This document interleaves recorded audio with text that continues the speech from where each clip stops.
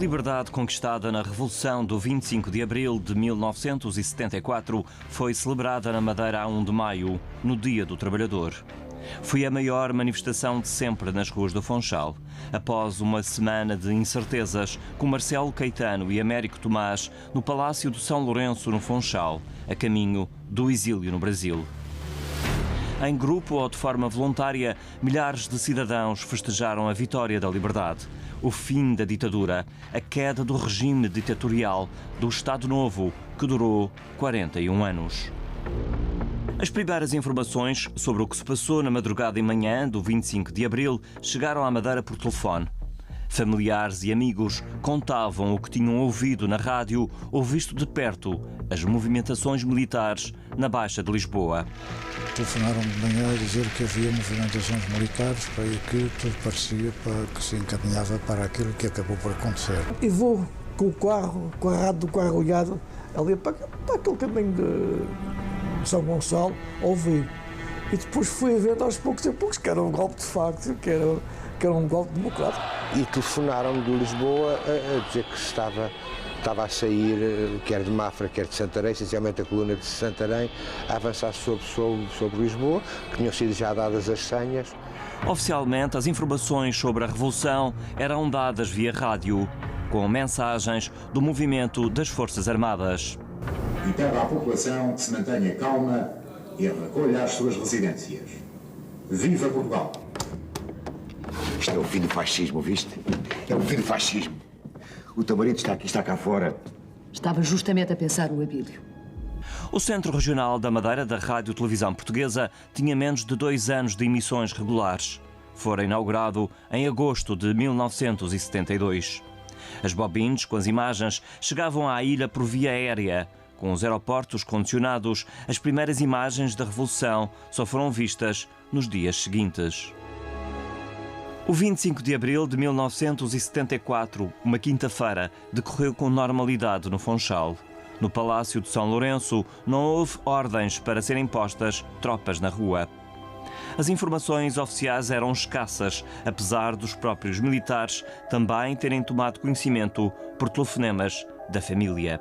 A minha mulher aqui, que estava aqui em Caxias, o irmão dela soube, durante a noite, de 24 para 25, telefonou-lhe a ela e ela telefonou-me para a Madeira. Portanto, de madrugada, eu tenho conhecimento do que se está a passar um golpe militar em Lisboa.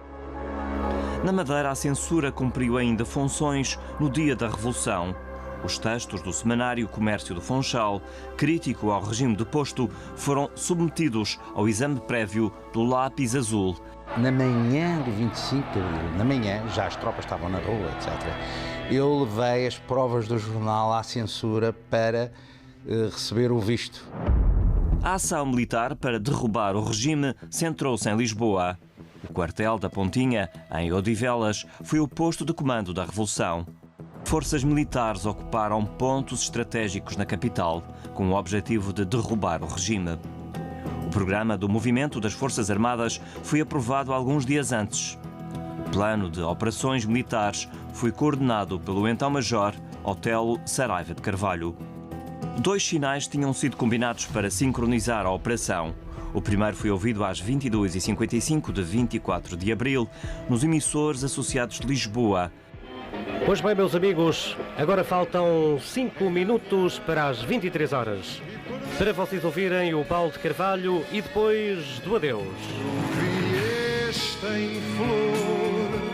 21 minutos depois da meia-noite, na Rádio Renascença, no programa Limite, foi lançada a segunda senha, a canção de Zeca Afonso, que confirmou o início simultâneo das operações para o golpe de Estado. Grândola, Vila Morena, terra da fraternidade. O povo é quem mais ordena dentro de ti, ó cidade. Dentro de ti, ó cidade. Na madrugada de 25 de abril, a RTP, em Lisboa, foi tomada de assalto pela Escola Prática de Administração Militar. Tal como a emissora nacional e o Rádio Clube Português foram controlados pelas forças revoltosas. Às 4h26 foi transmitido o primeiro comunicado do Movimento das Forças Armadas. Aqui posto de comando do Movimento das Forças Armadas. As Forças Armadas Portuguesas apelam para todos os habitantes da cidade de Lisboa no sentido de recolherem as suas casas, nas quais se devem conservar com a máxima calma. Pouco antes das 6 da manhã, uma coluna de carros de combate e transporte de tropas da Escola Prática de Cavalaria, comandada pelo capitão Salgueiro Maia, ocupou o terreiro do Paço, cercando vários ministérios. Tinham partido de Santarém. Diz-me, Alferes, porquê que se matam uns aos outros? Porque do outro lado eram nossos colegas, portanto, é tudo de cavalaria. Portanto, vezes não era da minha especialidade, da M47, mas conhecíamos da Escola Prática, portanto, eram pessoas que a gente conhecia, havia no outro lado. Os maiores confrontos com as forças resistentes aconteceram junto aos Ministérios do Estado. O capitão Salgueiro Maia terá negociado com uma granada no bolso quando enfrentou a coluna do Brigadeiro Junqueiro dos Reis, que desde 16 de março protegia em Lisboa o governo de Marcelo Caetano, depois do golpe das Caldas. Apesar de ordens superiores, o alferes Sotomayor recusou disparar, uma espécie de golpe de misericórdia no antigo regime que caiu sem um tiro em sua defesa. Outro momento de tensão foi quando, frente ao Terreiro do Paço, uma fragata esteve preparada para disparar sobre a coluna de Salgueiro Maia. Mas o posto de comando do MFA, no quartel da Pontinha, dissuadiu essa manobra, com a ameaça da unidade naval ser destruída pela bateria instalada no Cristo Rei. Os apelos prosseguiram para as forças do regime aderirem à revolta e passarem para o lado das forças do MFA. Ao mesmo tempo, na Baixa de Lisboa, eram cada vez mais os civis. É impressionante a forma como as pessoas estão a aderir. Tem de ser o início. Isto é o início. Não é mais. Isto é só o início. A multidão invadindo em cima dos carros, quase não podia circular, não andar com o carro. Enquanto as operações avançavam na capital, no resto do país, o dia era quase igual a tantos outros. Na Madeira, no Porto do Funchal, estava uma frota naval francesa comandada pelo almirante Philippe de Gaulle, filho do antigo presidente francês. O governador militar Lopes da Eira integrava uma visita oficial ao navio que comandava a esquadra. Também a bordo, o chefe de Estado-Maior do Quartel-General do Comando Territorial Independente da Madeira, o Major Faria Leal, foi chamado a receber uma chamada rádio no posto de transmissões militares localizado no Ilhéu de Nossa Senhora da Conceição, também conhecido por Ilhéu da Pontinha. De Lisboa era o comando da Revolução. Então disse assim, Faria Leal, o que se está a passar aqui é um golpe militar, ainda não temos os prisioneiros que pretendemos e depois telefono-te outra vez, mas tu aí é que os vais receber. Em Lisboa, pouco faltava para o meio-dia quando a coluna de Salgueiro Maia avançou para o quartel do Carmo, onde estava refugiado Marcelo Caetano. A operação de rendição do chefe de governo prolongou-se pela tarde. Pelas 3h30 da tarde, o capitão Salgueiro Maia pediu a rendição. Não queremos sangue! Vamos fazer fogo de carro de combate que vai destruir o edifício! O capitão Maia manda que as forças apontem para o edifício. Há pouco fez um ultimato a dizer que se não sair o coronel mensageiro, será destruído o quartel. À medida que passaram as horas, aumentou a tensão. Negada a rendição, seguiu-se uma rajada de disparos. Fomos obrigados a fugir, uma vez que generalizou-se o tiroteio. Após contactos entre o MFA e o diretor dos Serviços de Informação, a rendição foi negociada próximo das 6 da tarde, com a chegada do general António de Spínola, que no mês anterior tinha sido demitido de funções de vice-chefe do Estado-Maior das Forças Armadas. Julgo que estará a chegar alguém muito importante. Aproxima-se um carro, efetivamente, vocês têm possivelmente o general Spínola. E deu-se, digamos, a transmissão de poder de uma forma extremamente digna. O general Spínola fez a continência e disse: Sr. Presidente do Conselho, de acordo com o que concordamos, venho aqui para receber a responsabilidade do Governo. E o Dr. Marcelo Caetano disse-lhe: Sr. General, e repetiu as duas condições fundamentais: para que o Governo não caia na rua e para que não haja derramamento de sangue, entregue-lhe a responsabilidade do Governo. Pelas 7 da tarde, Marcelo Caetano saiu numa Chaimite Bula para o quartel da Pontinha, juntamente com os ministros do Interior, Moreira Batista, e dos Negócios Estrangeiros, Rui Patrício. Minutos antes, a RTP conseguiu entrar em emissão, depois de falhas no retransmissor de Monsanto em Lisboa, que não tinha sido ocupado, ao contrário dos estúdios da televisão. Ao fim da tarde de hoje, no Convento do Carmo, em Lisboa, deu-se a rendição do governo do professor Marcelo Caetano, que entregou também o comando das Forças Armadas ao movimento triunfante. Concretizada a queda do governo, anuncia o movimento militar. A rendição incondicional do professor Marcelo Caetano ao general António de Spínola. Até essa hora, as movimentações militares tinham decorrido sem baixas. A ocupação da sede da Direção-Geral de Segurança não fazia parte do plano de operações. Perto das 9 da noite de 25 de abril, o povo foi recebido a tiro pelos agentes da ESPID, provocando 4 mortos e dezenas de feridos. Um dos elementos da DGS foi abatido e alguns outros já se renderam ao movimento das Forças Armadas. E foi na RTP que a Junta de Salvação Nacional apresentou-se ao país. Lendo um comunicado, já passava da 1h da madrugada do dia seguinte à Revolução. Promover desde já a consciencialização dos portugueses, permitindo plena expressão a todas as correntes de opinião, em ordem a acelerar a constituição das associações cívicas que hão de polarizar tendências e facilitar a livre eleição por sufrágio direto de uma Assembleia Nacional Constituinte e a sequente eleição do Presidente da República.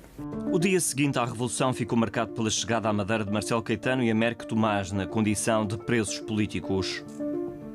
Em Lisboa, o general António de Spínola confirmava essa viagem. Partiram já de avião para Funchal. O presidente do Conselho de Ministros e o presidente da República viajaram para a ilha num DC-6 da Força Aérea Portuguesa. Fizemos uma coluna em que as pessoas entraram todas nas viaturas civis nossas. O paraquedista, o Picanço, e o próprio comandante do avião, o tenente-coronel, veio também connosco na escolta e viemos todos para o Funchal, para o Palácio de São Lourenço. Foi Faria Leal quem assinou os comunicados nos dias seguintes à Revolução e publicados pela imprensa local.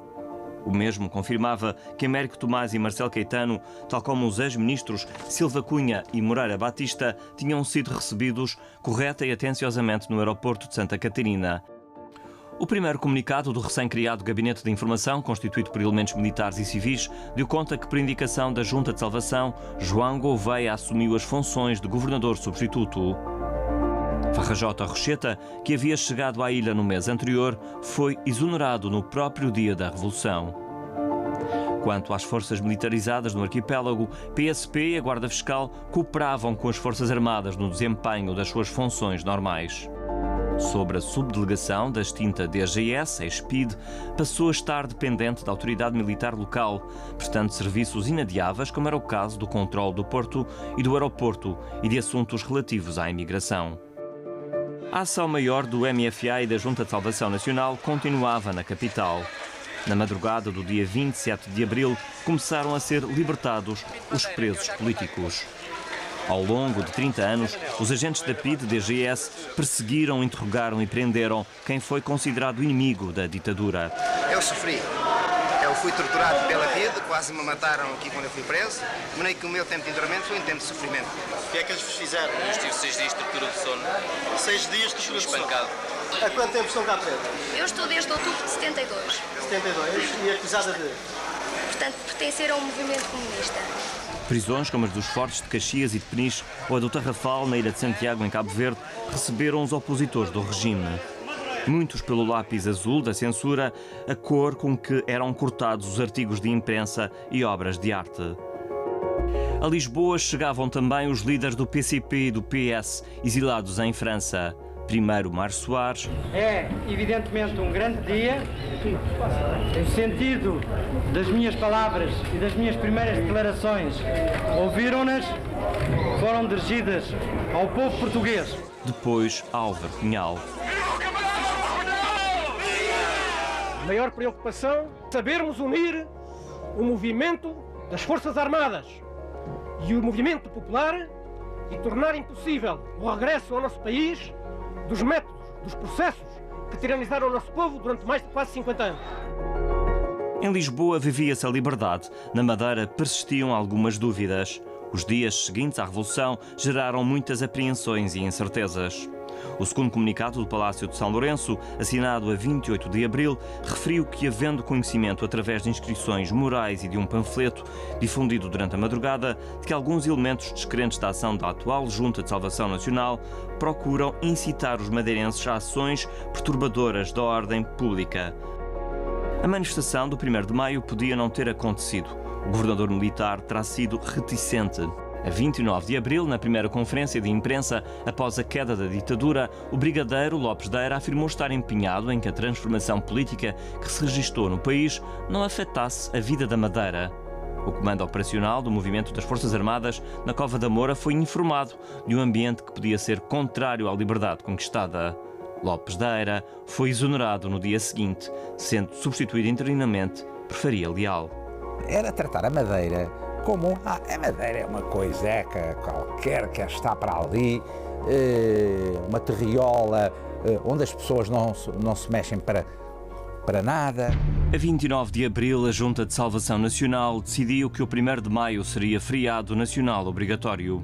No mesmo dia, o comunicado do Gabinete de Informação do Palácio de São Lourenço abordou a manifestação prevista para o Funchal, com apelos à população madeirense para uma participação sincera, esclarecida, decidida e ordeira, com a certeza do inteiro apoio das autoridades militares e civis locais. Um comunicado de última hora, assinado a 30 de abril, dava conta que, em consequência de um decreto-lei de 25 de abril de 1974, foi destituído das funções de governador interino do Distrito Autónomo do Funchal, João de Gouveia. O cargo passou a ser exercido pelo secretário do Governo Civil, Quirino Spencer Salomão. No Funchal, o 1º de maio já era feriado municipal, em comemoração a Santiago Menor, o padroeiro da cidade. A manifestação apoiou a Revolução do 25 de abril, apelou ao fim da Guerra do Ultramar e protestou contra a presença de Marcelo Caetano e de Américo Tomás. Em grupo ou de forma individual, nunca se viu tanta gente nas ruas do Funchal. Marcelo Caetano e Américo Tomás viram a manifestação de forma discreta, do interior do Palácio de São Lourenço. E a mulher participou, nós participamos, eu levava uma faixa e um desejo também de agarrarmos na Revolução, de sentirmos que nós tínhamos também ali um papel. A nossa participação é mais, digamos, como provocada por uma reação às imposições que nos queriam fazer na altura. A dimensão que a manifestação teve aprende-se mais com a adesão popular que se verificou em todo o país aos ideais da Revolução de Abril do que propriamente com a capacidade mobilizadora desta ou daquela organização.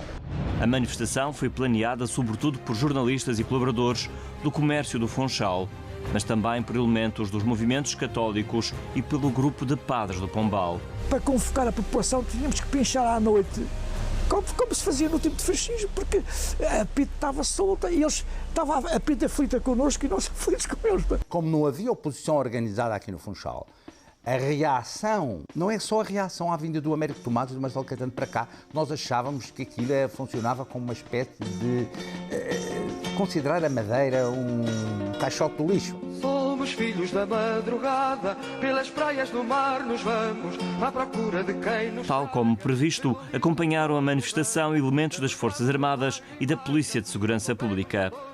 Os militares apoiaram logisticamente, cedendo viaturas e equipamento sonoro. Eles não tinham meios, nós fornecemos meios, portanto, houve alguns militares que iam à frente acompanhando, porque nós não sabíamos, nós nunca tínhamos feito ali manifestações, nem ali nem aqui. No regresso ao largo do colégio, de onde os manifestantes tinham partido, aconteceu um dos momentos mais quentes. Um grupo invadiu o edifício da Câmara do Funchal. A Câmara do Povo. A Câmara não é deste, nem daquelas elites, nem deste daquele partido, etc. E ocuparam, entraram por lá dentro até. Houve um indivíduo que atirou a ficha de Salazar pela varanda abaixo da Câmara e o povo disse, ai, uma bomba. E as pessoas ficaram assustadas, porque aquilo deu um estrondo. De resto, a manifestação decorreu sem incidentes. Em Lisboa, nas manifestações do 1º de Maio, muitas mensagens ao regime deposto e também aos antigos chefes de Estado e de Governo. No estádio do Jamor, Soares referiu-se a Marcelo e a Tomás. É um escândalo, camaradas, que esse velho e sinistro almirante Tomás, que esse hipócrita Caetano estejam a gozar as suas férias na Madeira. Na véspera da manifestação do 1º de Maio, a Junta de Salvação Nacional confirmou a exoneração de Lopes da Eira e a nomeação do Tenente-Coronel de Cavalaria Carlos Manuel de Azeredo Pinto Melo e Leme. O novo governador militar chegou à Madeira a 2 de maio e no dia seguinte deu uma conferência de imprensa. A revolução tinha acontecido há uma semana. Com a minha unidade e com o meu comandante, estávamos à volta de uma mesa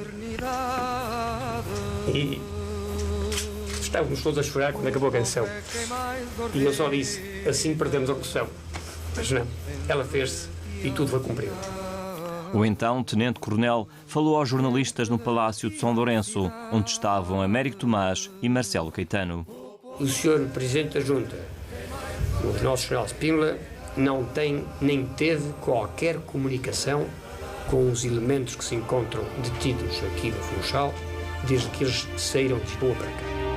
Os jornalistas questionaram Carlos Azeredo sobre a queda do regime.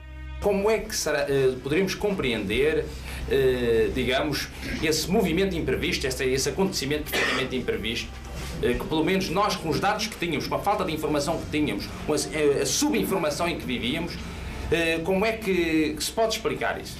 Muito simples. O anterior regime desacreditou muitas coisas e, sobretudo nos últimos tempos, com uma extrema energia para se manter no poder. A magistratura foi alvo disso, a Igreja foi alvo disso e nós, militares, começamos antes de todos a ser alvos disso. A Revolução dos Cravos fez cair a ditadura. Foi o fim do Estado Novo, assim designado por abrir um novo período após a Revolução do 28 de maio de 1926. Durou 41 anos, desde a Constituição da República de 1933. Um regime político também chamado de salazarismo pela concepção presidencialista e autoritária do fundador, António de Oliveira Salazar.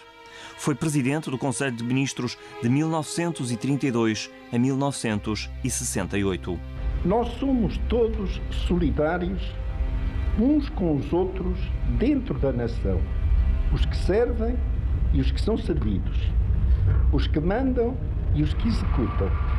E por mais difícil que seja encontrar o ponto de concordância, há que trabalhar afincadamente para estabelecê-lo. No longo período em que desempenhou funções, nunca visitou a Madeira. As relações institucionais com o arquipélago nunca foram brandas e também na ilha foi contestado pela ausência de uma estratégia de desenvolvimento. A Guerra Colonial Portuguesa agravou a vida dos portugueses e milhares de jovens militares partiram também da Madeira para o ultramar. A Revolução do 25 de Abril de 1974 é em muito explicada pelo contexto político-social, militar e legal da guerra.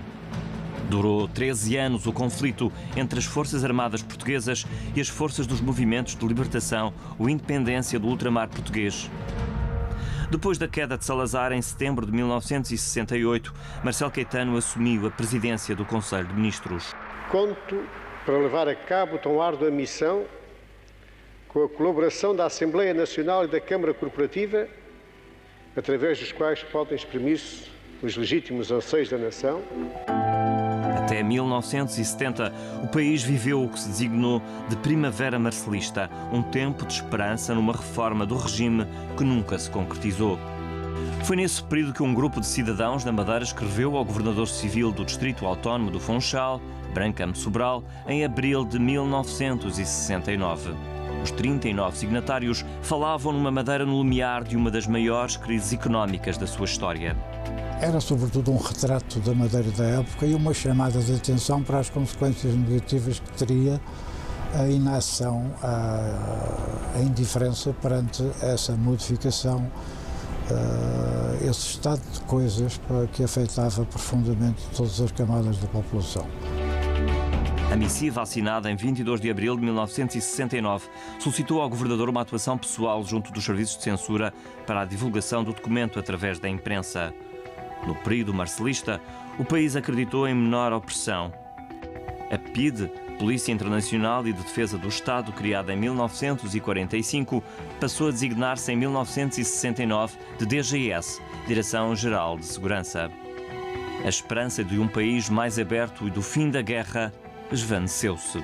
Manda a verdade dizer-se, tal como eu próprio afirmei em São Bento, que passados os primeiros anos da primavera marcelista, tudo começou a modificar-se. A expectativa popular foi iludida e até nós, deputados, o sentimos. Houve uma chamada cimeira das ilhas nos Açores e na Madeira, justamente com o objetivo de se procurar alargar bastante o âmbito de atuação das Juntas Gerais, particularmente das Juntas Gerais. No mês anterior à Revolução, em março de 1974, no último discurso na Assembleia Nacional, Marcelo Caetano insistiu nas posições tomadas, apesar dos avisos das altas patentes militares e dos sinais do golpe falhado das Caldas. Um golpe que Marcelo Caetano referiu nas últimas conversas em família transmitidas na RTP. No que todos os estrangeiros desejosos de nos ver despojados do ultramar jogam é no colapso da retaguarda em Portugal. Isso viu-se no entusiasmo com que os meios de informação de tantos países seguiram e avolumaram um triste episódio militar que a irreflexão e talvez a ingenuidade de alguns oficiais lamentavelmente produziu há poucos dias nas Caldas. Com a continuação da guerra no ultramar, aumentou o número de refratários e desertores. Duas leis que tinham como objetivo fazer face à escassez de capitães dos quadros permanentes provocaram a revolta na classe, acabando por ser uma ignição para a Revolução do 25 de Abril. A publicação do livro Portugal e o Futuro, de António de Spínola, em fevereiro de 1974, abriu uma crise no regime. O Marechal pôs em causa o imobilismo da ditadura e questionou a guerra colonial, defendendo uma solução política e não militar. Os oficiais generais, conhecidos pela Brigada do Reumático, assim alcunhados pela média etária avançada, organizaram uma cerimónia de apoio ao regime após o golpe das Caldas de 16 de março. António de Spínola não foi a esse encontro e, em março de 1974, foi demitido de vice-chefe do Estado-Maior das Forças Armadas, 2 meses depois de ter sido nomeado pelo chefe do Estado-Maior, Costa Gomes, que também foi demitido. A posição de António de Spínola e de Costa Gomes confirmaram um apoio seguro aos capitães de Abril. Foi a 15 de maio de 1974 que o general António de Spínola foi empossado Presidente da República, investido deste cargo pela Junta de Salvação Nacional. Juro, por minha honra, garantir o exercício de todos os direitos e liberdades dos cidadãos. No dia seguinte, o Presidente da República conferiu posse ao primeiro governo provisório. Foi liderado por um homem em quem confiava, Adelino da Palma Carlos.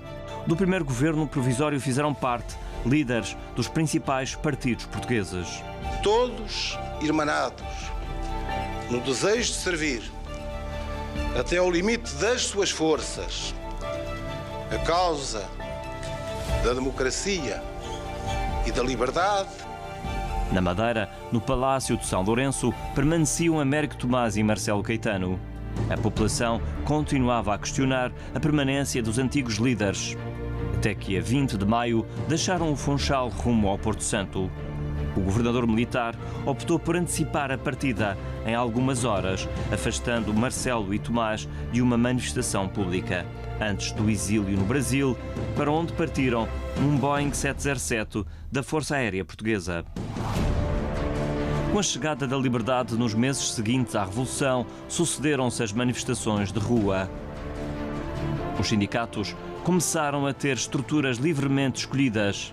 Na Madeira, destacaram-se as organizações com representantes dos trabalhadores dos setores da construção civil, da hotelaria e dos bordados. Com as portas que Abril abriu, sentimos a necessidade também de reivindicar parte desse dinheiro que descontávamos e que eram impostos pagos pelos trabalhadores e que não tinha qualquer contrapartida para os mesmos.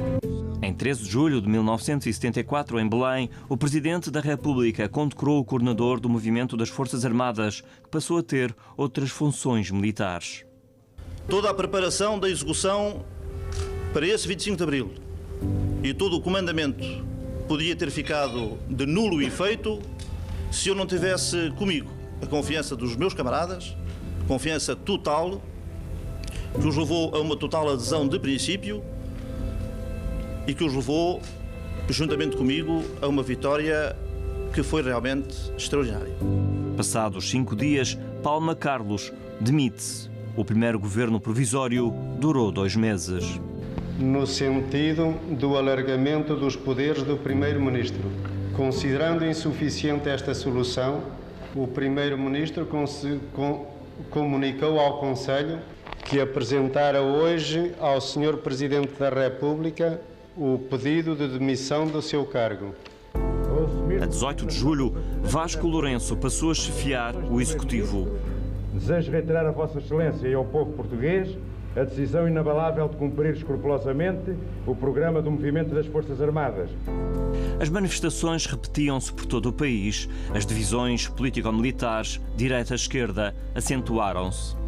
3 meses após a Revolução, a 25 de julho de 1974, no discurso das comemorações do Dia do Exército, o capitão Salgueiro Maia deixou um alerta ao país. Que cada um desista das facilidades pessoais com vista a alcançar a popularidade ou algo tão efêmero como isso.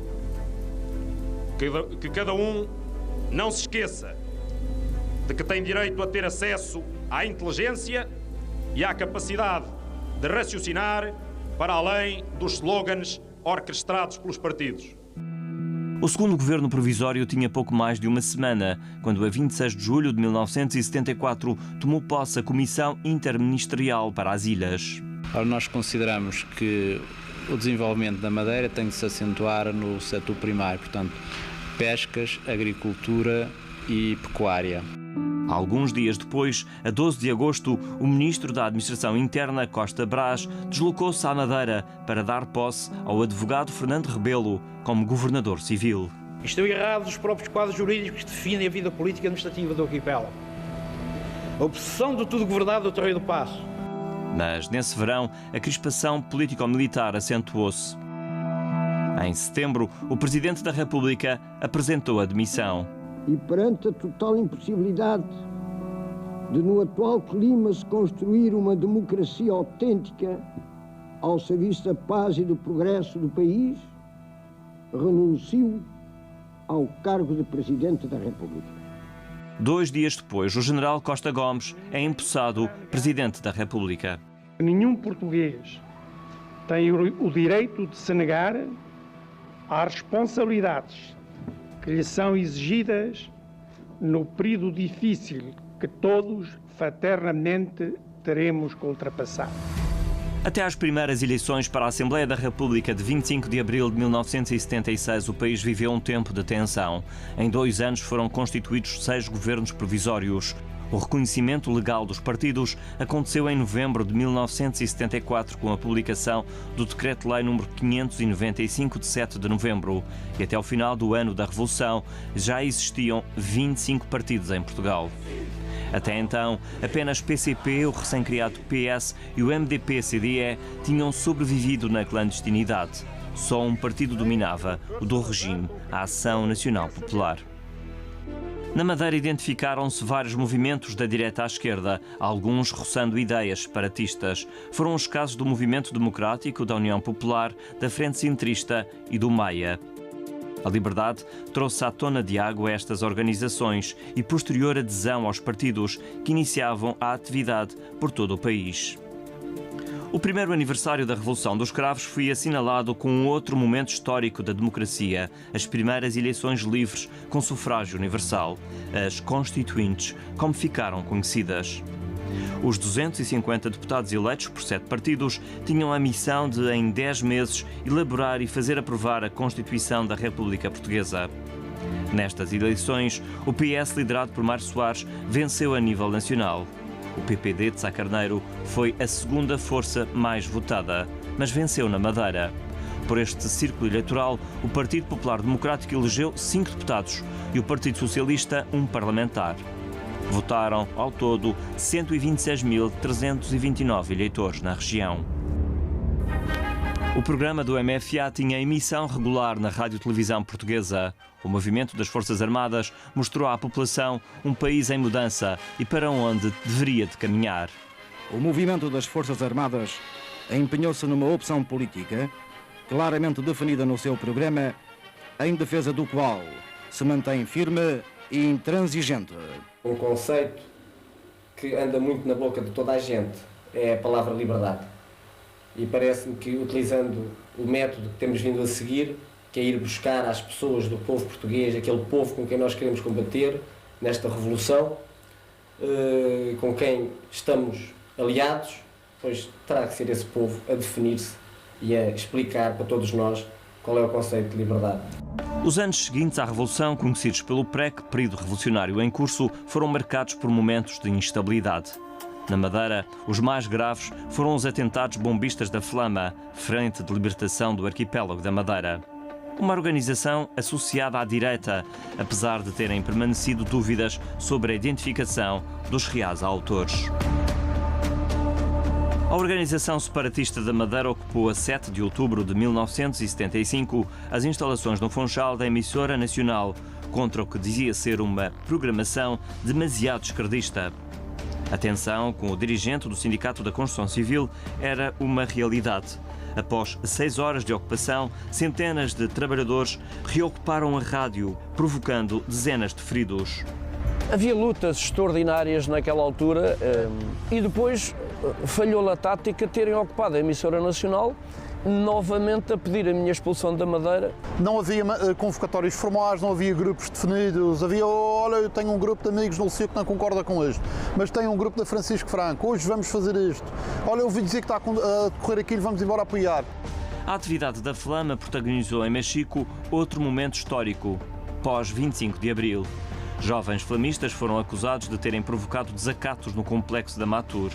O governador civil enviou uma força que os libertou, acabando o brigadeiro Carlos Azeredo por demitir Martim Júnior de presidente da Câmara depois de ter sido nomeado em fevereiro de 1975. O caso da demissão em relação à Câmara, isso é um caso pessoal e que pouco significa. Toda a atuação em relação ao Sr. Padre Martins, pela minha parte, foi totalmente impessoal. Mas ainda mais, ela foi tolerante.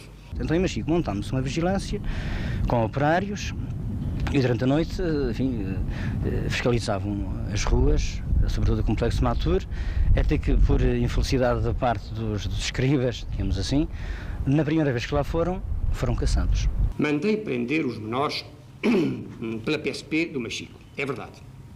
E mandei-os meter na prisão até à sua vinda para o Funchal. Até porque penso que estariam mais em segurança no interior do posto policial do que na liberdade proporcionada pelo Sr. Padre Martins. Ao longo dos governos provisórios e do verão quente de 1975, acentuaram-se as divisões entre o que se passava na República e o que se pretendia para as regiões autónomas.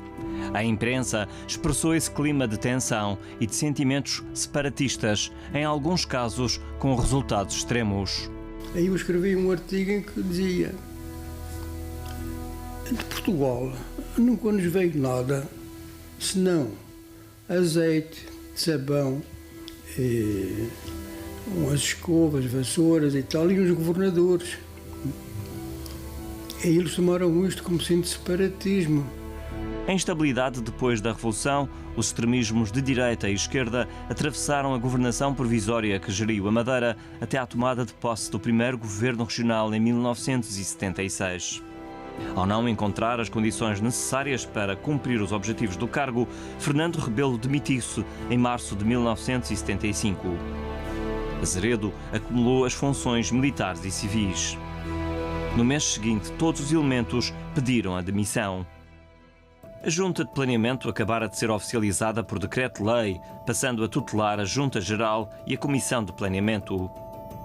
Azeredo presidiu. Em 5 de agosto, membros da Junta pediram a demissão, alegando sabotagens de movimentos extremistas de direita.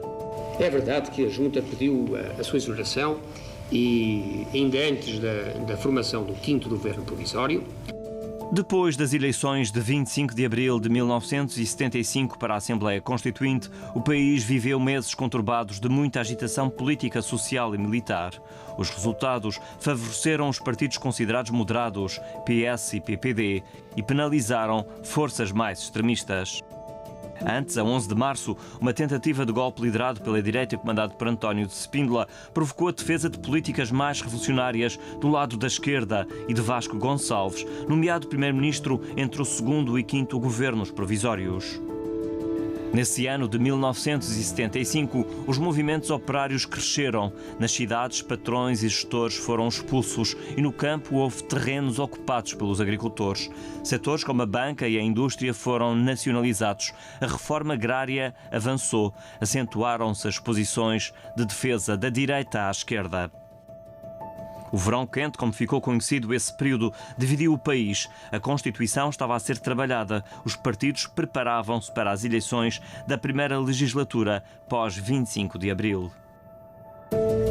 A divisão existiu sobre os que eram mais por um diretório que cumprisse as propostas do movimento das Forças Armadas e os que defendiam a entrega do poder aos partidos políticos, expresso no documento do Grupo dos 9, de militares moderados.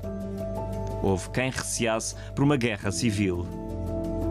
O pré-período revolucionário em curso culminou com um novo golpe de inspiração revolucionária, também falhado, a 25 de novembro de 1975. Em julho, num comício em Lisboa, Mário Soares reclamou da demissão do primeiro-ministro. Pediu um chefe de governo do MFA que desse garantias de ser apartidário. Soares e os elementos do PS demitiram-se e depois os do PSD. O governo caiu no mês seguinte, em agosto. Seguiu-se outro governo, liderado ainda por Vasco Gonçalves, mas durou pouco mais de um mês. As forças que não pretendem a construção do socialismo em Portugal desencadearam uma forte ofensiva que tem deparado com aliados onde devia ter inimigos jurados. Em 5 de setembro de 1975, a Assembleia do MFA deliberou não aceitar o primeiro-ministro Vasco Gonçalves de chefe de Estado-Maior-Geral das Forças Armadas. Não aceitação do general Vasco Gonçalves no cargo de chefe de Estado-Maior-General das Forças Armadas. Não comparência à Assembleia do MFA. Vasco Gonçalves não resistiu às pressões político-militares e caiu. Defendemos na prática o pluripartidarismo. Defendemos isso na prática. Defendemos um país sem partido único, em que haja uma frente de partidos progressistas verdadeiramente interessados no socialismo. Mas não é o que se passa hoje, o momento. Mas não é hoje, com os ataques que se vêem às sedes dos partidos políticos da esquerda. E lá agora me chamarão outra vez pró-comunista. Lá está o comunista a falar. O almirante Pinheiro de Azevedo foi o escolhido e tomou posse como líder do 6º governo provisório. Veremos com satisfação a convergência das forças socialistas num projeto consequente de transformação da sociedade portuguesa. As Forças Armadas, onde se iniciou a Revolução, encontram-se perturbadas com a complexa situação política e, ultimamente, com procedimentos menos corretos da parte de alguns militares e terão de reencontrar rapidamente o necessário equilíbrio. Com as principais estruturas militares do norte ao sul do país lideradas por moderados, os militares da extrema-esquerda reagiram. Tropas paraquedistas ocuparam várias bases aéreas, acreditando no apoio do COPCON, o Comando Operacional do Continente das Forças Armadas Portuguesas. Foi decretado o estado de sítio em Lisboa. Vasco Lourenço comandou a operação de defesa e Ramalho Yanes controlou as movimentações no terreno. Limitei-me a ser o coordenador de uma equipa, a equipa que conseguiu desenvolver um certo número de ações com sucesso. A construção de uma estrutura política à margem dos partidos caiu. O 25 de novembro abriu caminho à estabilidade político-militar. Em fevereiro de 1976, o Governo Provisório criou a Junta Regional, que substituiu a Junta de Planeamento. O PPD lamenta que tenha demorado tanto tempo o processo de constituição da Junta. Praticamente não lhe resta espaço de atuação. Essa demora deveu-se em parte aos acontecimentos de Lisboa, que fez praticamente o Governo demorar 2 meses a responder para cá, com um decreto que até nem foi o que propusemos do Funchal. Pois o Partido Socialista pensa que devido ao curto espaço de tempo que esta Junta vai governar, uma vez que ela continua a ser por nomeação, embora tivessem sido auscultados os partidos e não por eleição, terá um espaço muito curto e o seu papel principal, quanto a nós, será na transferência de poderes do Terreiro do Paço aqui para a Madeira. A autonomia política, que é fundamental que acompanhe a autonomia administrativa, senão ela funciona, ela não funciona de uma forma articulada e de uma forma reprodutiva, pois eu acho que deve estar limitada por consensos de ordem moral e de ordem puramente subjetiva. A atividade da Flama continuava e no regresso a Lisboa, quando se dirigia para o aeroporto, a comitiva do primeiro-ministro teve de se desviar perante uma iminência de um rebentamento de uma bomba numa ponta em Santa Cruz. Podemos observar, as nossas câmaras irão mostrar, os estragos aqui provocados por um petardo colocado uns minutos antes de por aqui passar o cortejo automóvel do primeiro-ministro e das outras entidades que o acompanham. 5 meses depois do 25 de novembro e no segundo aniversário da Revolução do 25 de abril, os portugueses foram chamados para as segundas eleições em liberdade e democracia. Nas eleições para a Assembleia da República, o PS obteve uma maioria relativa com 35% dos votos, 106 deputados.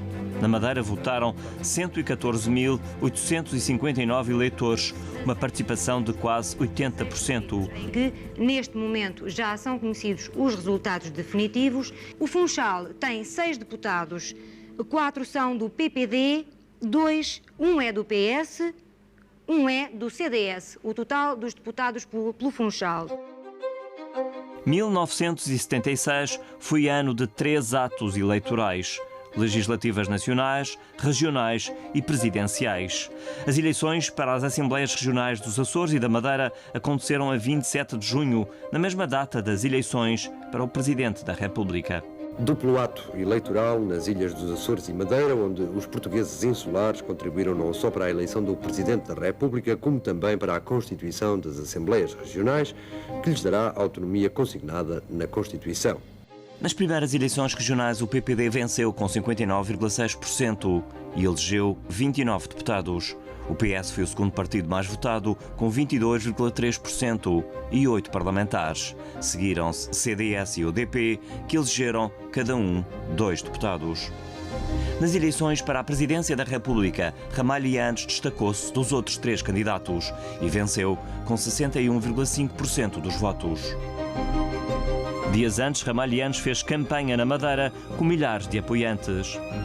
Com o Estatuto e com os novos órgãos da Madeira, nós poderemos realmente criar esta democracia que não será uma democracia formal, em que apenas uns tantos sejam beneficiários, mas uma democracia que contemple todos os filhos deste país, todos.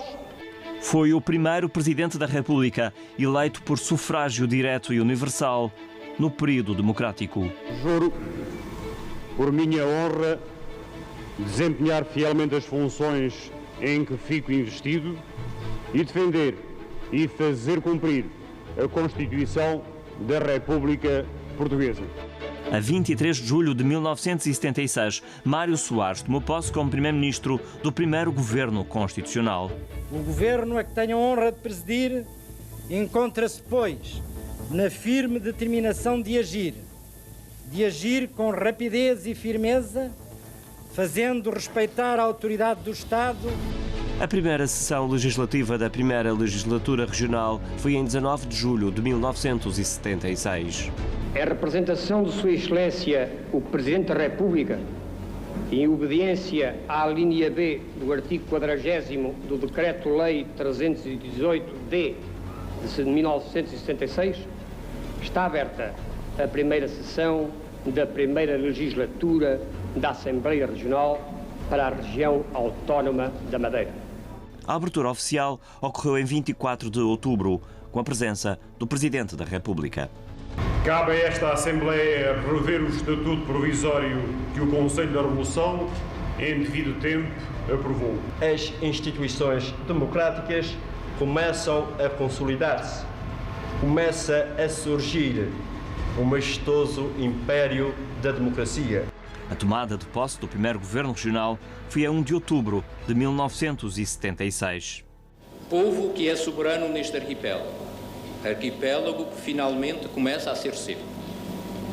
Povo que viveu até agora sujeito a misérias e explorações. Finalmente, a 12 de dezembro, realizaram-se as eleições autárquicas, concluindo-se um longo processo que conduziu à democracia. Afluência de 53,75%, partido mais votado o PSD, com 1.438 votos. Com a primeira Constituição da República em regime democrático, nasceram as duas regiões autónomas, que sucederam às então designadas ilhas adjacentes. Os arquipélagos da Madeira e dos Açores passaram a estar dotados de autonomia política e administrativa, semelhante ao modelo adotado pela Constituição de Itália. A Revolução do 25 de Abril, após meses ou quase anos conturbados pós-revolução, trouxe a liberdade de escolher através de eleições livres.